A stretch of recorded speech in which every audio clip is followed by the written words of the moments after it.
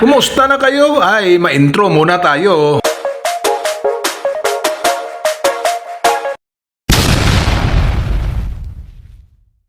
Una sa lahat, good morning, good afternoon, good evening sa tanan saan ka mang lupalop sa mundo na roon ngayon. Ang ganda naman ng tawa-tawa ko dito ganon naman talaga dapat masaya lang araw-araw It's because there are things that can make you sad, but there are so many things that can make you happy. Hindi ko talaga mapigilan tong bunganga ko sa pag-i-English.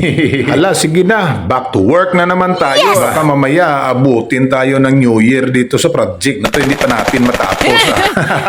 So ngayon nagbabalik na naman tayo, no? Gawa na naman tayo ng pinabaluktot na kahoy. Kasi kailangan natin ng maraming pirasong pinabaluktot na kahoy dito sa ating project. Para matapos naman tong project na to kag makamubuo na tayo Kasi marami pa tayong mga gagawin pa sa buhay natin. Para namang ang busy-busy mo namang tao sa mundo Siyempre marami pa tayong lalabahin, wawalisin, sisilhigin at iba pang mga gawain.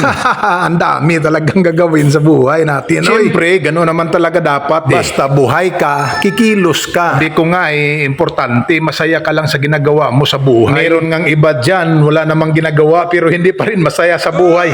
Anong klaseng buhay yan, Mabuti pa, tulungan mo na lang ako dito kasi ang pagod-pagod ko na dito sa ginagawa ko, Kahirap naman tong wala kang katulong sa ginagawa mo. Pero ganyan lang guys, pabalik-balik lang ang ginagawa natin pero kung minsan nakakaboring din ito. Pero laban lang ta guys, kahit wala tayong kalaban. Laban Pilipinas! Puso! Kung nakikita nyo guys, nag-clamp na naman ako ng kahoy. So, konti na lang ang kailangan natin guys. Pero kahit say medyo madami-dami na yung nagawa natin guys ng mga baluktot na kahoy. Nag-hiring pala ako ngayon guys. Ang akong requirements, tall, dark, and never mind. Kaya umapply na kayo guys. Baka naman qualified kayo. Di, may katulong na ako dito. Hay, natapos din. Pero ang sakit-sakit ng likod at biwang ko At parang nagugutom na rin ako. Tingnan ko nga kung may kanin dito sa rice cooker ko Buti na lang may kanin na natira. Ang problema kung ano naman ang ulamin natin ngayon dito. Ano kayang meron dito sa aparador?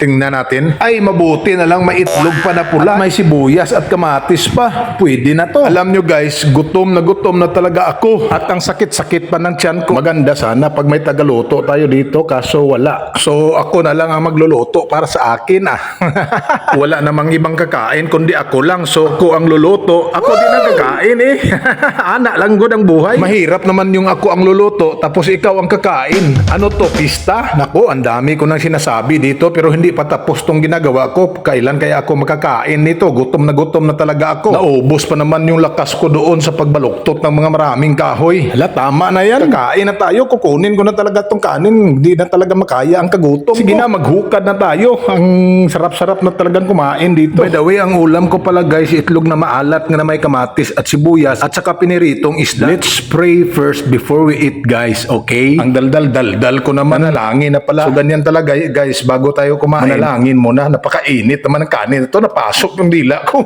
Pasensya na talaga kasi napakagutom ko na talaga dito. Mahirap pala pag alas 2 na ng hapon tapos hindi ka pa kumain ng tanghalian. Akala ko kanina alas 6 na ng gabi. Hindi pala, nagdilim lang pala paningin ko sa kagutom. Ay nako, tapos na tayong kumain, uminom tayo ng tubig. At pagkatapos natin kumain, magpahinga muna tayo ng ilang minuto kasi nakakapagod talaga guys. Dito lang tayo muna sa may sahig na may karton. Okay dito kasi medyo malamig ng konti Dapat guys, wala tayong arte-arte sa buhay. Kahit saan pwede tayo matulog So, hanggang dito na lang muna guys. Pahinga muna ako. Kung hindi ka pa nag-like kag nag-follow sa page ko, mag-like kag mag-follow ka na. Tara na, pahinga na.